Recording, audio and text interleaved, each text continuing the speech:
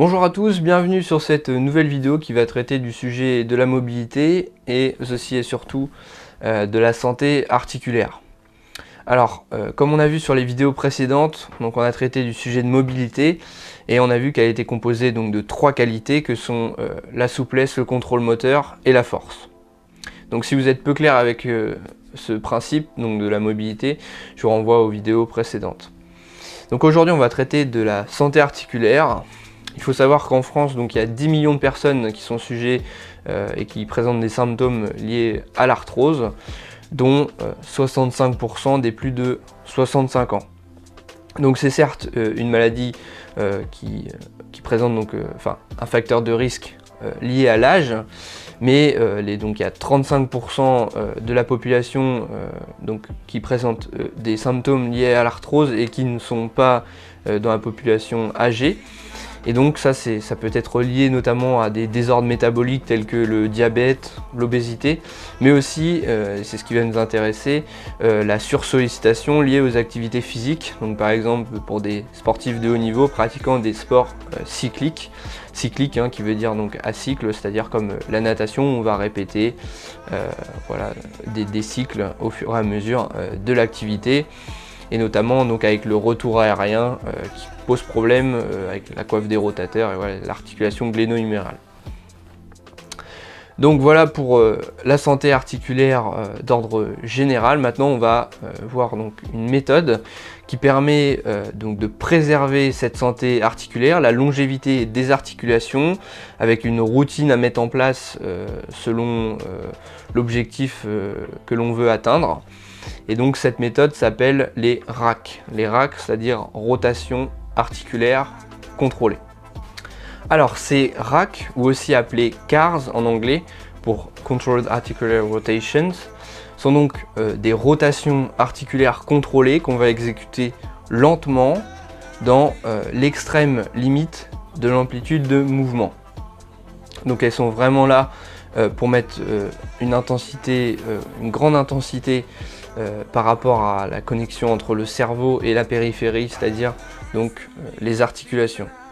Alors, ces RAC, on en a de plusieurs types selon l'objectif que l'on vise. C'est-à-dire on va pouvoir les utiliser dans la réhabilitation pour tout ce qui est sortie de blessure. On va pouvoir les utiliser aussi dans une routine articulaire matinale. On va pouvoir les utiliser dans un échauffement d'une séance, mais aussi dans une séance telle quelle, comme une séance de mobilité.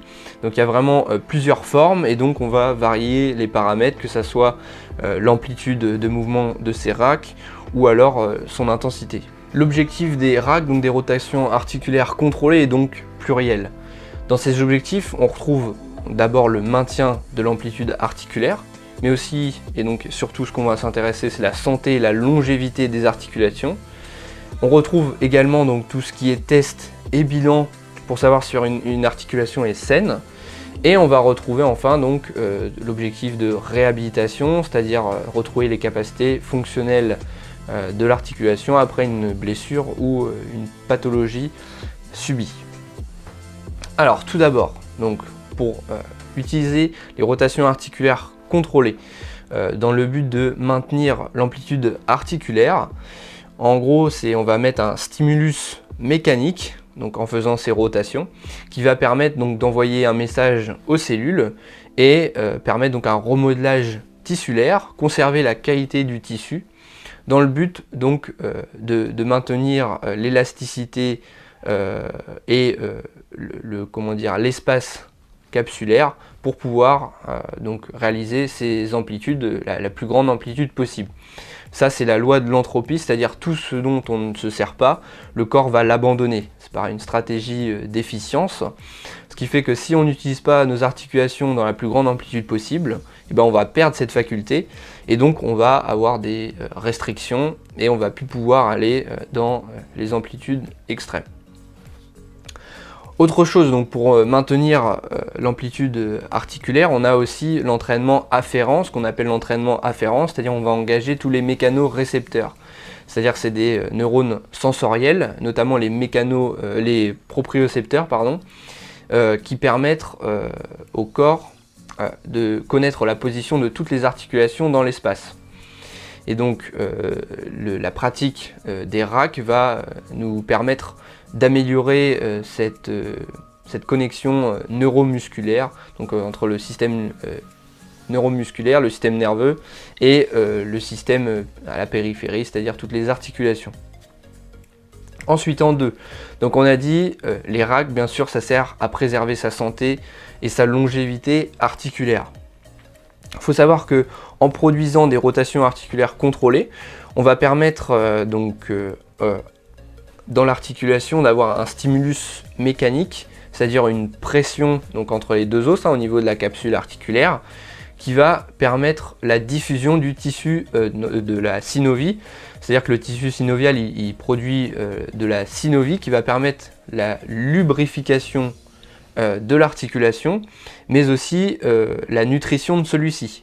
C'est-à-dire que c'est un double aspect, hein. Donc déjà on va expulser tout ce qui est déchet par la pression. Voilà, donc les déchets au niveau de l'articulation vont s'en aller. Et lors du relâchement de la pression, là on va avoir la diffusion donc, de notre synovie qui va permettre la lubrification et la nutrition de notre articulation. Donc tout ça va au moins permettre de prévenir l'apparition, ou en tout cas de la retarder, l'apparition de l'arthrose, que ça soit lié à l'âge ou à la sursollicitation pour les sportifs, notamment les sportifs de haut niveau. Ensuite on a tout ce qui est test et bilan. Tout ce qui est test et bilan, c'est-à-dire qu'à l'exécution d'une rotation articulaire contrôlée, on va pouvoir voir donc, si l'articulation est en bonne santé, si notamment il existe des restrictions sur le côté fermé de l'articulation, et aussi donc voir sa capacité de connexion au niveau neuromusculaire. Donc à la fois la stabilité et l'amplitude de mouvement. Ensuite, on a aussi la réhabilitation. On va l'utiliser dans la réhabilitation donc pour retrouver les capacités fonctionnelles de l'articulation qui a été blessée. Et là, donc, on va forcément utiliser les rotations articulaires contrôlées dans une moindre mesure, enfin, dans une intensité moindre. Donc, on va paramétrer un peu les rotations articulaires contrôlées selon l'objectif que l'on veut et selon le stade de la réhabilitation pour pouvoir regagner donc tout ce qui est force, forcément amplitude, mais aussi connexion neuromusculaire. En ce qui concerne l'exécution des rotations articulaires contrôlées, on va d'abord donc inspirer et emprisonner l'air dans la région abdominale inférieure, avec une respiration peu profonde. Ensuite, on va irradier le corps, donc avec la loi de Sherrington, hein, la loi de l'irradiation. Alors qu'est-ce que l'irradiation? Ça va être une co-contraction de l'ensemble des muscles du corps qui vont être activés, qui vont envoyer des signaux électriques, qui vont améliorer l'activation des muscles que l'on souhaite activer, notamment sur une articulation spécifique.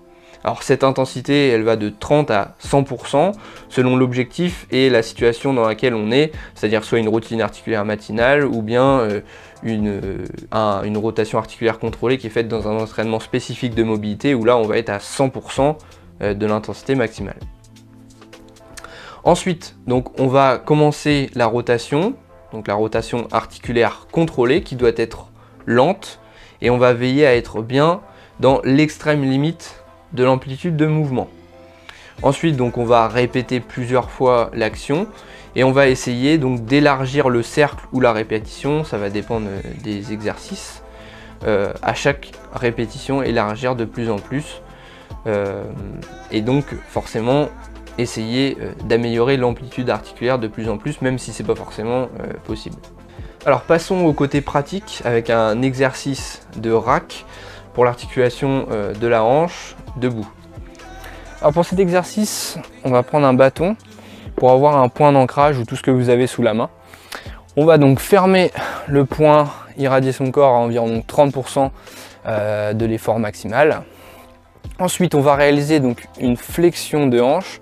Donc on veille à ne pas fléchir le tronc, donc le tronc il reste bien droit. Donc on fléchit avec le genou le plus haut possible. On ouvre la hanche, on fait attention à ce que la hanche opposée ne vienne pas, qu'elle reste fixe. Ensuite, on vient réaliser une rotation interne de hanche, c'est-à-dire que le talon il va venir le plus haut possible, voilà, comme ceci. et on finit en extension de hanche.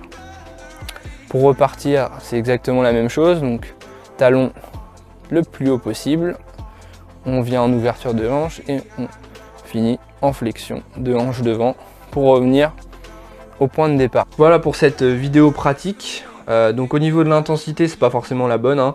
Vous avez vu que de toute façon l'intensité elle est liée avec l'objectif que l'on veut en faire et surtout l'incorporation des racks suivant la phase dans laquelle on est, c'est-à-dire soit une routine articulaire matinale, un échauffement ou un entraînement spécifique de mobilité. Donc forcément l'intensité ne va pas être la même. Là en l'occurrence cette vidéo elle a été réalisée et incorporée dans ma routine articulaire matinale. Ça va d'ailleurs faire donc ma transition. Si vous avez, si vous ressentez le besoin d'améliorer votre santé articulaire, de maintenir votre mobilité, j'ai réalisé une routine articulaire matinale de 14 minutes à réaliser donc chaque jour sur l'ensemble du corps qui va permettre à la fois de maintenir votre mobilité mais aussi d'améliorer significativement votre santé articulaire pour prévenir, lutter contre notamment l'arthrose. Voilà, j'ai également écrit 2 e-books sur la mobilité et un autre sur la mobilité également, mais plus en lien avec le squat complet, bouger sans restriction ni douleur avec un squat complet. Voilà, ces 2 e-books ainsi que la routine articulaire matinale sont dans la description, hein, donc les liens sont dans la description. N'hésitez pas à vous abonner à ma chaîne YouTube et également à mes différents réseaux sociaux, que ce soit Facebook, Instagram ou TikTok. Et voilà, on se dit à bientôt pour de nouvelles vidéos.